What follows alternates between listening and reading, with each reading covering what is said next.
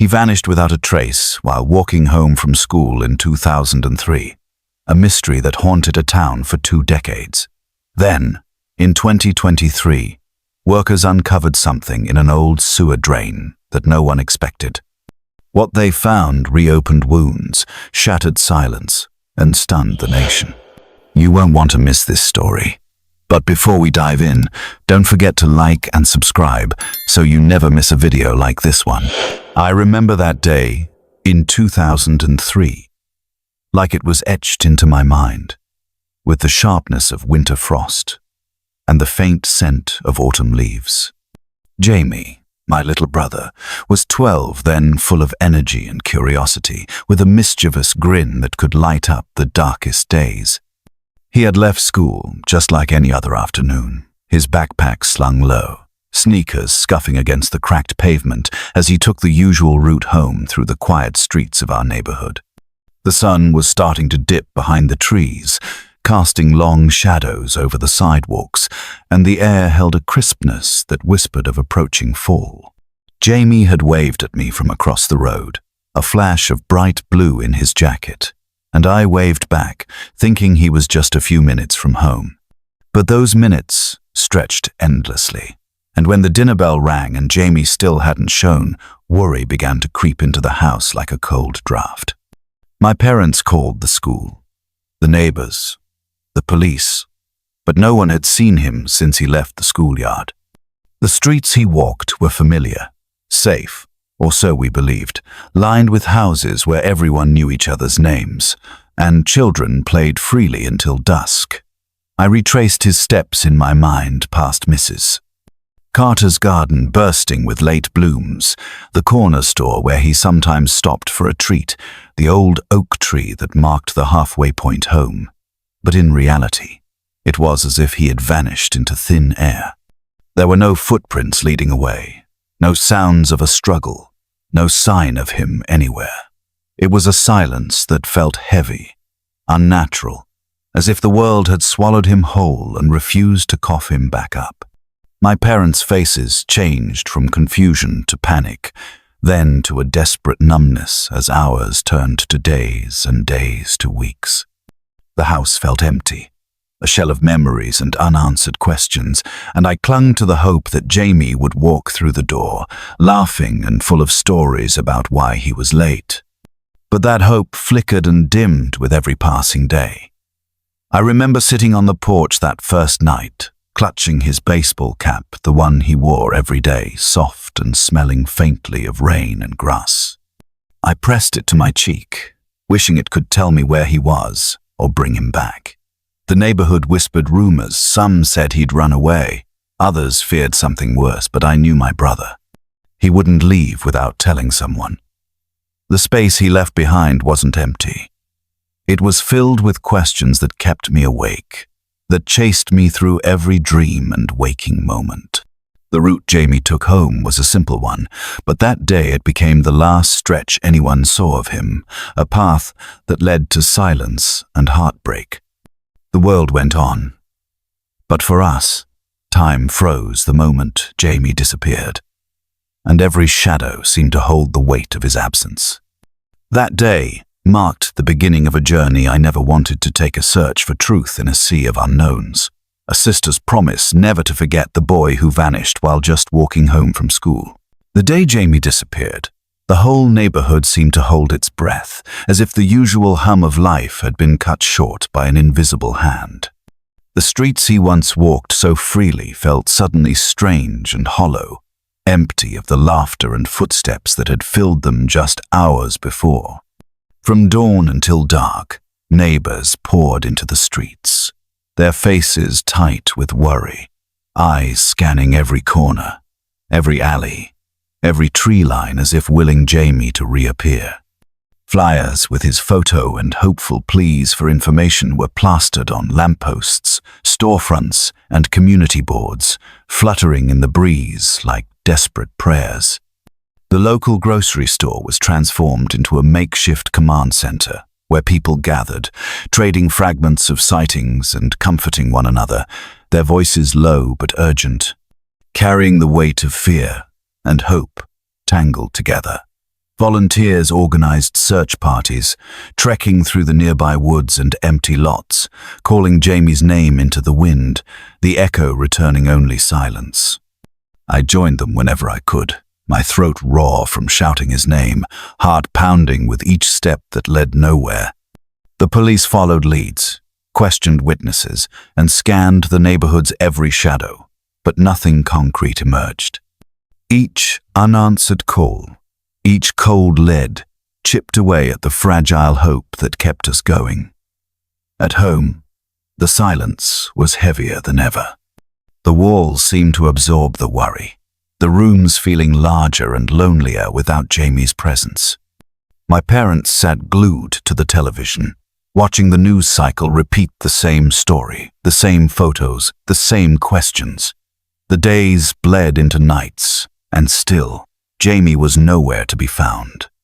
The community, once a place of shared stories and warm hellos, was now a gathering of people bound by loss, their eyes darting anxiously whenever a stranger approached. Their voices dropping when the conversation turned to the missing boy who had vanished from a simple walk home. The town held vigils by candlelight, hands clasped tightly as names were whispered into the darkness, hoping to pull Jamie back from wherever he had gone. At school, his friends sat in stunned silence, their desks reminders of a present suddenly erased. Teachers struggled to find words, to fill the void left behind by a boy who had been so full of life and promise. And in the quiet moments between the chaos, I found myself wandering the empty streets alone, tracing the path Jamie had taken that day, touching the rough bark of trees, kicking the scattered leaves, searching for some sign he might still be near. The town streets were empty, but charged with a collective ache, a grief that seeped into the cracks of every sidewalk, a reminder that a little boy had vanished and that we were all searching not just for him, but for the piece of ourselves lost with him. Years slipped by like shadows, lengthening at dusk, and with each one Jamie's disappearance grew colder, drifting further from the spotlight until it became a whisper among many unsolved mysteries. The police files collected dust on worn shelves. The few leads dried up, and the town's collective memory began to blur the edges of that painful day in 2003. I watched as neighbors moved away, families grew older, and the vibrant chatter about Jamie's fate quieted into hesitant silence. A wound no longer fresh, but still aching beneath the surface. Yet, beneath the calm exterior of the town, hidden in plain sight, but overlooked like a secret no one dared to explore, lay the sewer drain near the last place Jamie was seen. It was a grim, dark scar running beneath the cracked sidewalks and quiet streets, a forgotten artery of the town's unseen underbelly, coated with years of neglect and the slow creep of rust and grime. I had walked past it countless times, barely noticing the rusted metal grate half covered by fallen leaves and forgotten debris, a place too ordinary to invite questions, but too ominous to ignore once you knew its silent history. The sewer whispered stories of what might lie beneath the lost, the hidden, the things swept away and silenced by flowing water and darkness. I couldn't shake the feeling that this drain, this overlooked mouth of the earth beneath our feet, held a piece of the puzzle everyone else had missed. It was as if the town itself was holding its breath, guarding a truth too painful or too dangerous to face. Every time I passed the spot, a knot tightened in my stomach, a cold shiver racing up my spine, as if Jamie's vanished footsteps had echoed there long after he disappeared from sight. The streets above moved on, alive with new stories and fresh memories. But below, the drain remained a mute witness to that day, a dark threshold between what was known and what was hidden. I spent nights imagining what might have been swept into that shadowed channel, the small boy with wide eyes and hopeful dreams, the fragments of his last moments before silence swallowed him whole. Years of unanswered questions pressed heavily on me, but the sewer's dark presence was a constant reminder that sometimes the most important truths hide in the places we least want to look, buried beneath layers of time, fear, and forgetfulness. And so I vowed not to forget, to keep searching, to dig beneath the surface, because the forgotten sewer was not just a drain. It was a door, and I was determined to find out where it led. The summer of 2023 arrived with its usual heat and restless energy. But nothing about that day felt ordinary once the crews started tearing up the cracked sidewalks near the old sewer drain that had haunted our memories for so long. The sound of jackhammers and heavy machinery filled the air, mingling with the scent of fresh asphalt and the sharp tang of dust. I was there when a worker called out, voice cracking with surprise and something heavier, as they uncovered a small, weathered backpack wedged between the corroded pipes deep inside the drain. It looked exactly like the one Jamie had carried, the faded blue fabric, the torn zipper, and even the faint remnants of a name tag, barely legible but enough to stop the hearts of everyone who saw it. The air grew thick with disbelief, and a strange mixture of hope and dread, like the town had been holding its breath, waiting for a crack in the silence to break wide open. I remember the weight of that backpack in my hands, rough and brittle from years underground, smelling of damp earth and forgotten sorrow.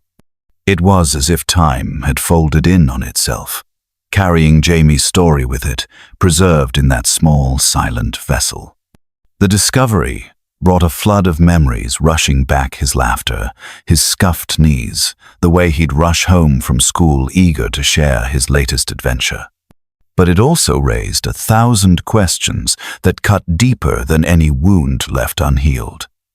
How had this backpack ended up there, hidden beneath layers of dirt and concrete? Was it a clue, a message, or the final piece of a puzzle no one had dared to solve? The police arrived quickly, their faces a mix of professional calm and barely concealed shock. They carefully bagged the backpack as evidence, whispering among themselves about forensic tests and timelines, but to me it was something more. It was proof that the past was not dead, that the echoes of that fateful day still resonated beneath the surface of our quiet town. For days afterward, I couldn't sleep, haunted by visions of Jamie walking those streets, his small hands clutching that backpack, unaware that his story was far from over. The discovery reopened old wounds, but it also breathed life into a hope I thought had long since faded. Maybe, just maybe, this would lead to answers, to truth, to justice. It was a small thing, a backpack in a sewer, but it carried the weight of decades of silence and waiting. And standing there beside the workers, watching the earth close behind us as they repaired the drain, I knew the town would never be the same again. The forgotten had been found, and now the journey to uncover the full story was only just beginning. After the discovery of Jamie's backpack in that long-forgotten sewer drain, the police wasted no time diving back into the cold case that had haunted our town for 2 decades. I remember the buzz in the air as investigators sifted through the backpack and the surrounding area, their faces grim but focused, like they were piecing together a puzzle that had refused to come together for years. Inside the backpack, they found a worn notebook with Jamie's unmistakable handwriting, a few crumpled sketches of the neighborhood, and a small, faded toy car he used to carry everywhere. Each item was a ghost from the past, stirring emotions that had lain dormant for too long. The forensic team was meticulous, photographing every detail, bagging evidence, and running tests that promised to unlock secrets buried beneath layers of time. I sat in my living room, glued to the news, as reporters flooded the scene, their voices crackling through the television, echoing the town's collective hope and fear. The media frenzy was overwhelming. but it brought with it a sense of urgency and possibility, a chance to finally answer the questions that had echoed unanswered through my family's home for years. Rumors began to swirl about new leads, witnesses coming forward after years of silence, and a renewed commitment from law enforcement to find the truth. I found myself returning to Jamie's old bedroom, the walls still adorned with posters and trophies, feeling his absence more sharply than ever, but also a flicker of hope that his story might be nearing its end. The discovery reopened wounds for many, but it also connected us in a shared pursuit of justice. I met with Detective Alvarez, a man whose calm demeanor masked the weight of the case. He spoke with a quiet determination, telling me they had uncovered evidence suggesting Jamie might not have simply vanished, but had been caught in something much darker and more complicated. He showed me photos of footprints near the sewer entrance, peculiar markings on the concrete, and a few blurred surveillance images from the days before Jamie's disappearance, clues that had somehow slipped through the cracks all those years ago. With each revelation, my heart pounded, torn between the pain of remembering and the fragile hope that justice was finally within reach. As the investigation reopened, the town rallied around the cause, neighbors exchanging stories, children drawing pictures, and community leaders pledging support for renewed search efforts.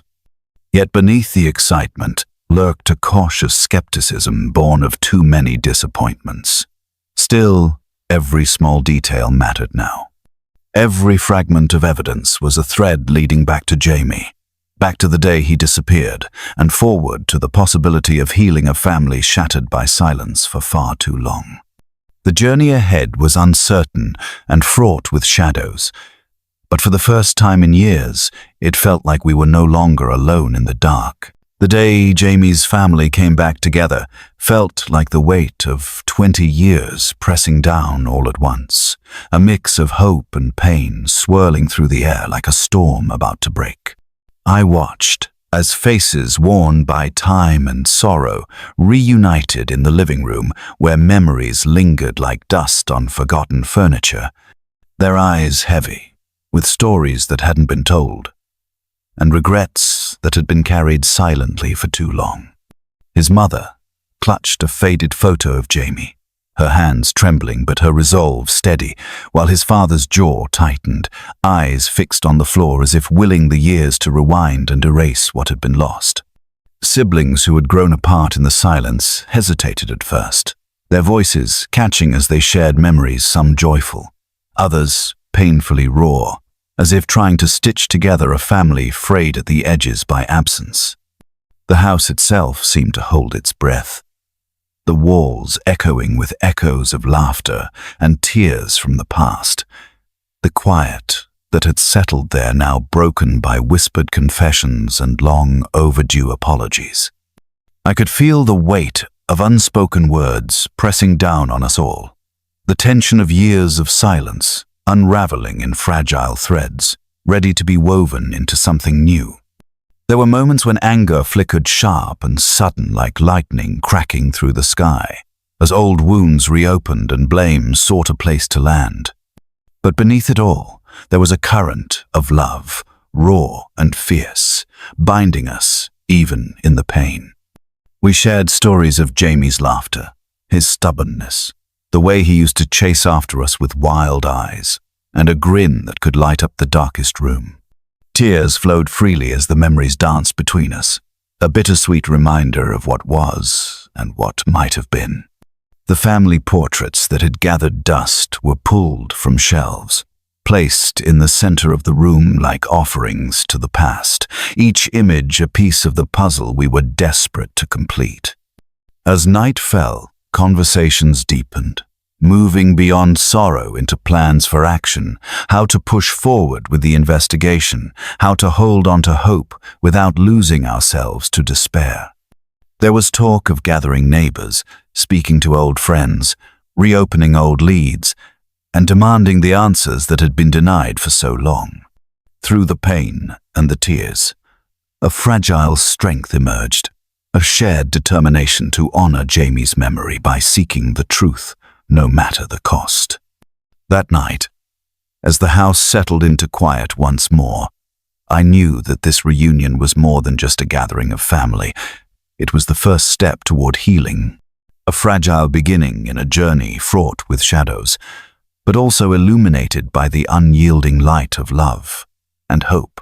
The moment I heard about the forensic teams descending into the sewers near where Jamie was last seen, I felt a strange mix of dread and desperate hope knotting my stomach like a wild animal pacing in a cage.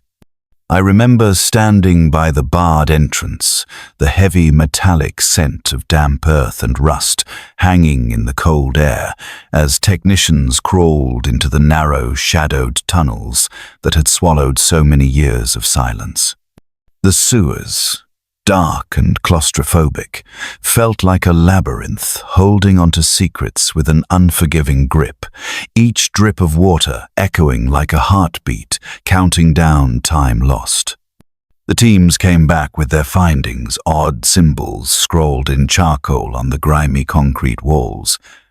Strange patterns that looked almost like a map or a warning left by someone desperate to be found, or perhaps warning others away. Alongside these cryptic markings were scraps of cloth, torn and faded, and small objects, buttons, a cracked watch face, a child's toy that seemed out of place yet painfully familiar, as if they belonged to a life abruptly interrupted. The scientists whispered about how long these remnants might have been there, the slow decay and preservation battling each other in the dank darkness.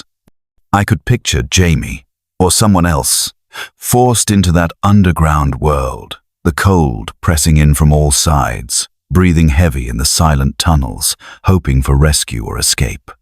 The idea that someone had been trapped or hiding in those pipes, left to survive in shadows beneath our feet, felt like a wound reopening.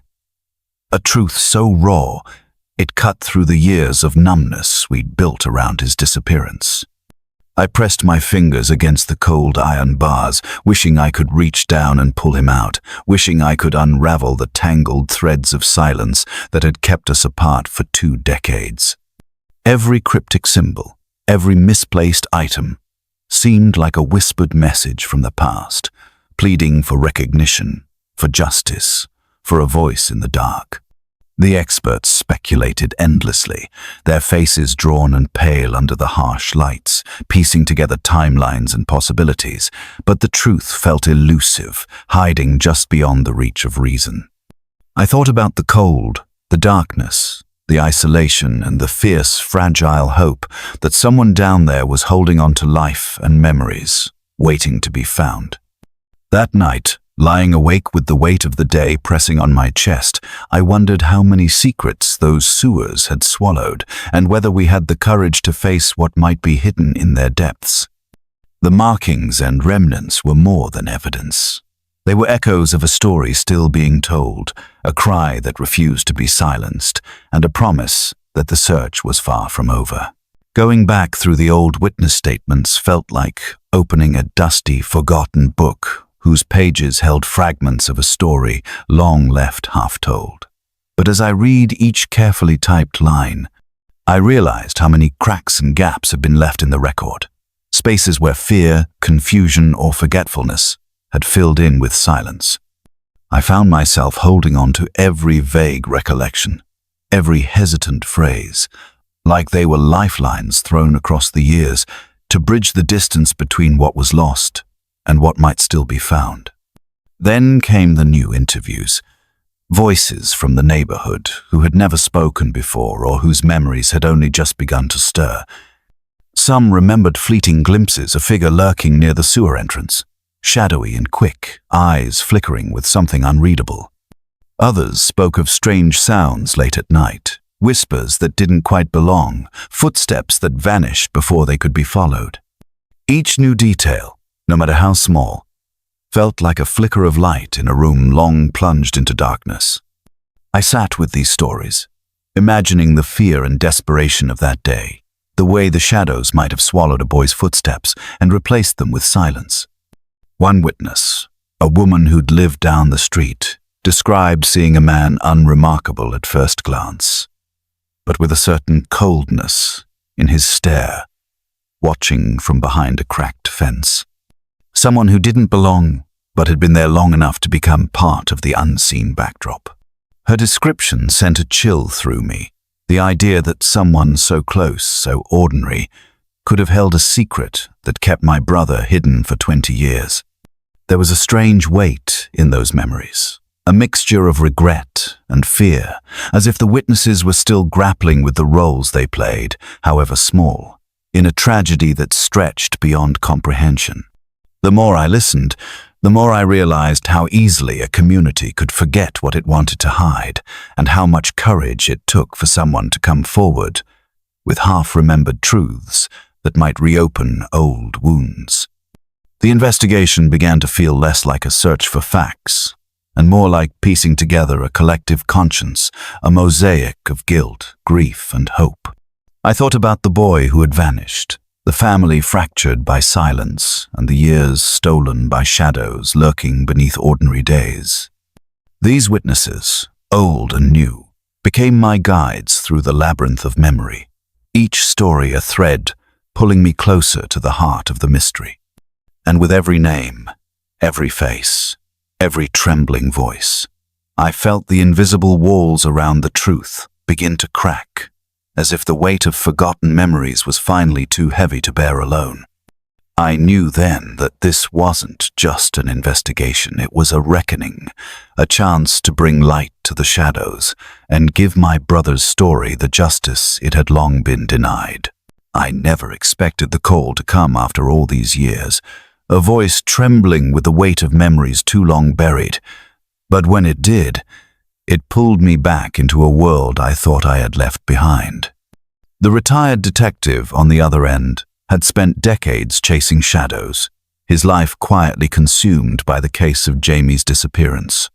A boy who had vanished without a trace and left a town wrapped in silence.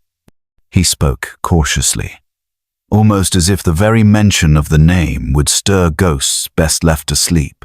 But then he shared a lead I hadn't heard before: a man, a stranger, who had disappeared from the same neighborhood in that same tangled web of time, vanishing without explanation just weeks after Jamie. The detective's voice cracked when he mentioned the name, a name that sent a shiver through me. A name I had never seen in any of the official reports or news stories. This man, he said, had lived on the edges of the town, a figure who was both part of the community and an outsider, known for keeping secrets and moving in the shadows. There were whispers that he had been involved in something darker, something no one wanted to acknowledge openly, and that his disappearance might be connected to the same silence that swallowed Jamie. I listened closely as the detective described the man's last known whereabouts, the places he frequented, and the odd encounters neighbors recalled. Details that felt like pieces of a broken mirror reflecting a hidden truth. What struck me most was the detective's certainty, a weary conviction that this man held the missing link, the key that could finally unlock the mystery that had haunted my family and the town for so long. He spoke of a time when the case had been quietly reopened, only to be shut down again by pressure from unseen forces, as if there were people determined to keep the truth buried beneath layers of fear and forgetfulness. That night, I sat alone, with the weight of the detective's words pressing against my chest, the room silent, except for the ticking clock and my own racing heartbeat. I thought about the man who vanished in the shadows and the boy who vanished in the daylight, both swallowed by the same unforgiving silence, and I felt a flicker of hope, flicker to life amidst the darkness. The detective promised to send me what little evidence he still had. Faded photos, scribbled notes, names long forgotten, and I knew this was the moment where everything could change. The missing link wasn't just a person, it was a doorway to answers, a chance to bring my brother home, or at least bring his story into the light. I closed my eyes and whispered a silent vow to keep chasing that lead, no matter where it took me. Because for 20 years, silence had been the only answer. And now, it was time to demand the truth. The moment I stepped into the maze of tunnels beneath the town, a chill settled deep in my bones that had nothing to do with the damp air or the darkness pressing in from every side. It was as if the forgotten passages themselves carried the weight of secrets too heavy for daylight, a silent witness to things that had been hidden beneath the town's surface for decades.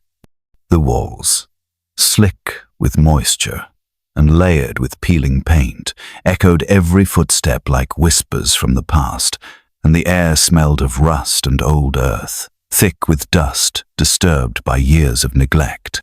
We moved slowly, our flashlights cutting thin beams through the gloom, illuminating graffiti, scattered debris, and rusted pipes that twisted like veins through the labyrinth. The map we followed was incomplete, hand-drawn and fading at the edges, a reminder that even those who came before us had only scratched at the surface of whatever lay beneath. Every turn brought new questions, locked doors that creaked when forced open, flooded passageways shimmering with stagnant water, and narrow shafts descending into unseen depths. The deeper we went, the more it felt like we were walking into the hollowed-out heart of the town's silence, where time had folded over itself and memories were buried beneath layers of stone and shadow. Along the walls, faint markings appeared, symbols etched by someone who had once navigated this underground maze with purpose and fear. I wondered who they were, what they had seen, and whether those markings were a warning or a plea for rescue. Somewhere in the twisting corridors, there was something waiting, a truth buried so deeply it had been nearly erased, yet stubbornly alive beneath the weight of years. As we pressed forward, the weight of the past settled on my shoulders like a cloak, thick and unyielding. My mind wandered to my brother, to the boy who had vanished without a trace, and I clung to the hope that this maze of darkness was the key to his story, that here, in this forgotten underworld, the pieces might finally come together. We found a small chamber, tucked away, filled with remnants of human presence, discarded clothing, a torn photograph yellowed by time, and signs that someone had lingered far longer than anyone ever suspected. The realization hit me hard. Someone had been trapped here, or hiding, caught in a place where the outside world couldn't reach them. The maze was more than a network of tunnels. It was a graveyard of secrets, a labyrinth where hope had been swallowed, and only silence remained. As I stood in the dim light, surrounded by echoes of a forgotten past, I knew this journey through the underground was just beginning, and that somewhere in the shadows, the truth waited to be found. The lead came quietly, like a whisper in a storm, a name dropped by someone too afraid to speak openly, but desperate enough to risk everything for truth. I remember sitting in the dim light of the interrogation room, the air thick with anticipation, as the detective slid a crumpled note across the table, an address, a time, and a warning. Come alone. It pointed to a small, forgotten warehouse on the outskirts of town, a place shrouded in rust and shadow, where the city's darkest dealings were said to unfold away from prying eyes. The building's cracked windows and sagging roof whispered stories of neglect, but inside, the atmosphere was electric with tension. We moved carefully, every step measured, the echo of our boots swallowed by the heavy silence that clung to peeling walls and faded graffiti. It wasn't just the physical decay that sent a shiver through me. It was the weight of secrets pressed into the very air, the feeling that every corner held eyes, watching, waiting. In a back room, tucked behind a false wall, we found evidence of a hidden world maps dotted with red pins, photographs with faces scratched out, and stacks of documents that hinted at a sinister web connecting the local crime ring to abductions that had been whispered about for years but never fully investigated.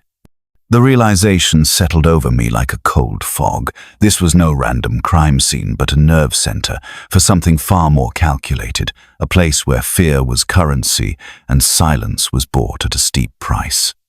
Among the papers was a ledger detailing payments and coded messages that suggested the involvement of people I never would have suspected, names tied to respected businesses, officials, even law enforcement. It was a betrayal that cut deeper than any blade. As we pieced together the fragments, it became clear that my brother's disappearance was part of a broader, darker tapestry, one woven with deception, power, and control.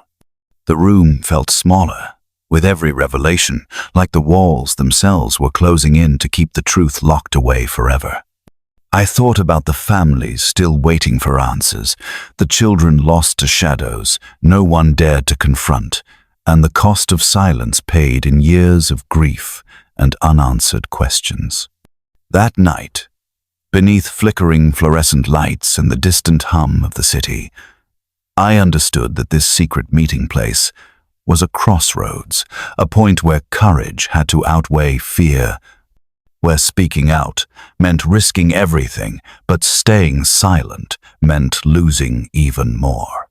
The road ahead was uncertain and dangerous, but it was the only path left to follow if we were ever going to bring justice to those stolen lives.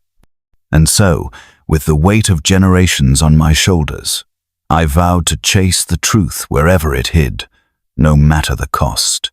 The phone rang late one evening, when the house had finally settled into a quiet stillness that felt almost sacred after years of restless nights and unanswered questions.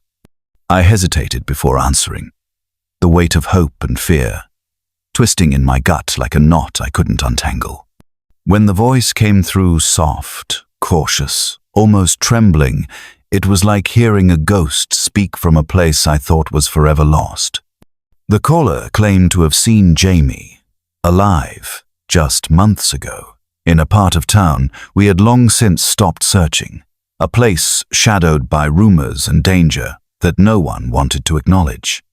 They described him carefully, as if afraid their words might shatter the fragile hope they carried, telling me about a boy who had grown but whose eyes still held the same flicker of childhood innocence and confusion that I remembered.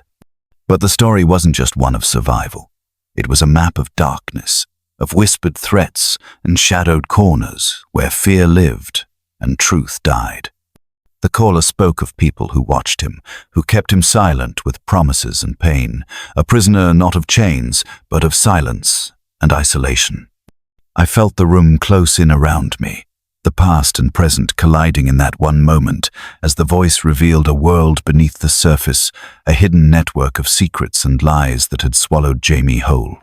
They warned me to be careful, to trust no one too quickly, and to follow the trail they were willing to share only if I was ready to face what it might bring. When the call ended abruptly, leaving a heavy silence in its wake, I sat frozen, the phone slipping from my hand as the gravity of what I'd just heard crashed down on me. For years, I had clung to memories, to fragments of hope, but this call was different.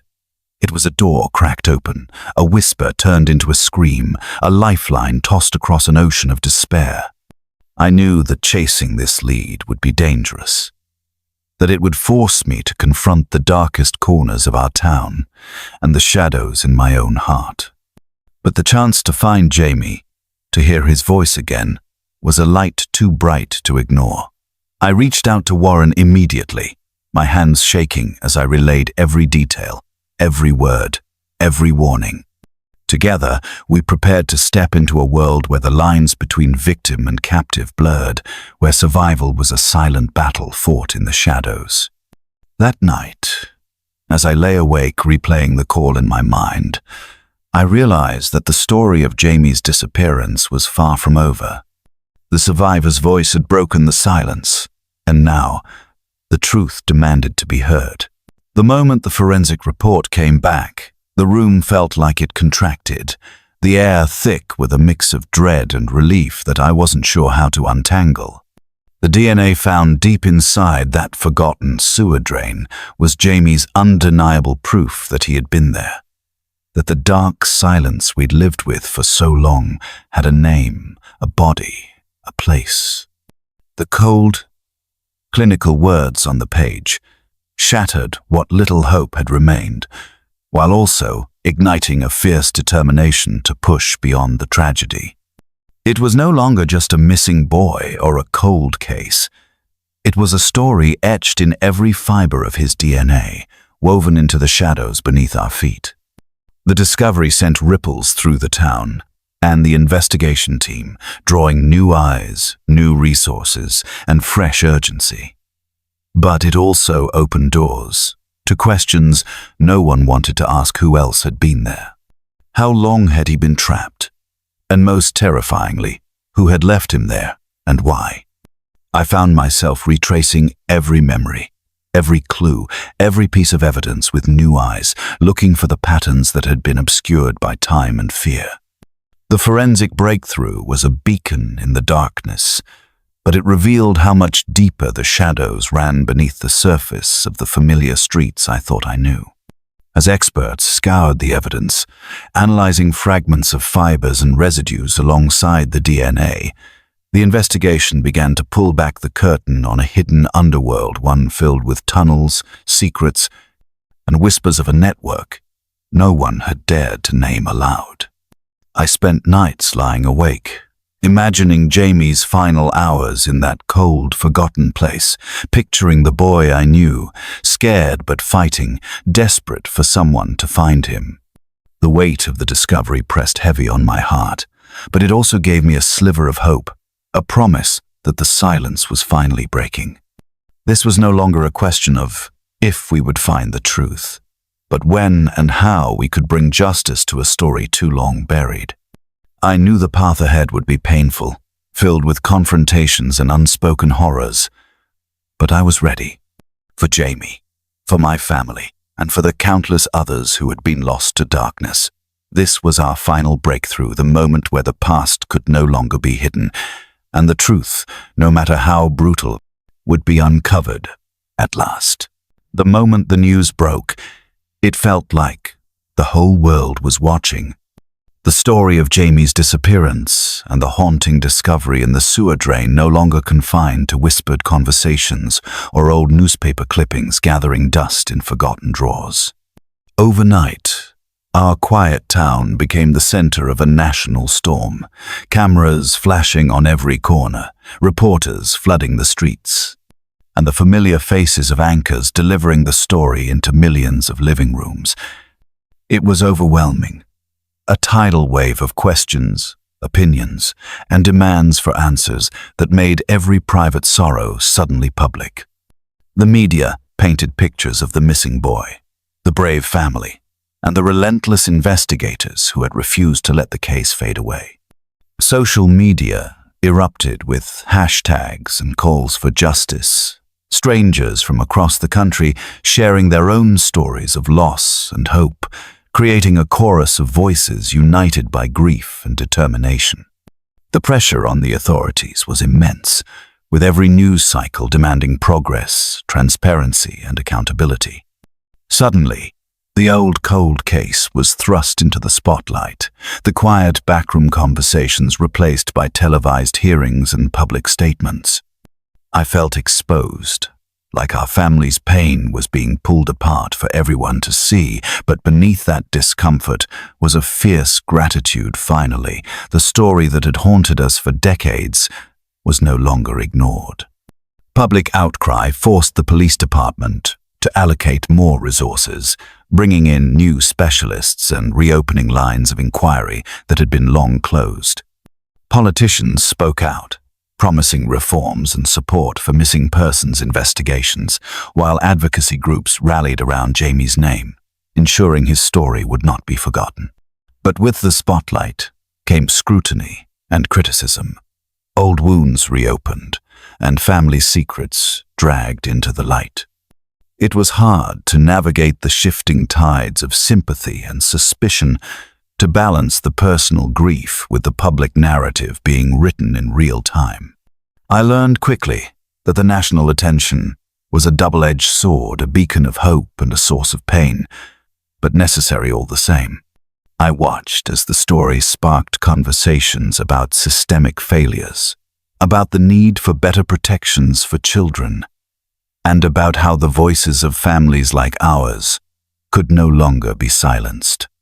Each headline, each interview, each message of support was a reminder that Jamie's disappearance mattered, that his life and our search for truth had finally broken through the shadows.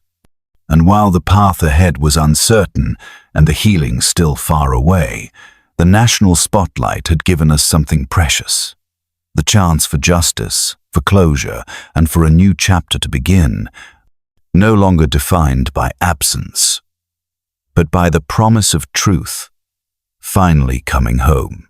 The day the truth finally surfaced felt like the end of a long, dark tunnel where every step had been heavy with doubt, grief, and unanswered questions. After decades of silence, pain, and whispered rumors, the pieces of Jamie's disappearance fell into place in a way that both broke my heart and began to mend it. The investigations, the evidence from the sewer, the surveillance photos, and the anonymous tips all converged into a clear and undeniable story. One that exposed the shadowy figures who had tried to bury the truth beneath layers of fear and deception. We learned about the people responsible, their motives rooted in greed and cruelty, and the cruel mechanisms they used to hide Jamie away. Justice came slowly but inevitably, with arrests, confessions, and the dismantling of a criminal web that had held the town hostage for far too long. The courtroom became a place where silence was shattered by voices that refused to be ignored, and where the pain of families like ours was finally acknowledged. I remember sitting in that room, watching the proceedings, feeling a mix of exhaustion and relief wash over me as the truth was laid bare for all to see. Outside the courthouse, the town felt different, lighter, like a weight had been lifted from its collective chest. Neighbors who once averted their eyes now nodded with a shared sense of solidarity, and the memory of Jamie, once overshadowed by mystery, was honored openly and with love. But beyond the legal battles and media tension, the real work began, the work of healing. Our family, fractured by years of silence and suspicion, started to find its way back to each other, piecing together the moments lost to fear and uncertainty. We held on to the small victories, the quiet days where laughter returned to the kitchen, where the photo album no longer felt like a relic of sorrow but a testament to resilience. The town organized memorials, created support groups for other families affected by disappearance and loss, and committed to making sure no story like Jamie's would be forgotten or dismissed again.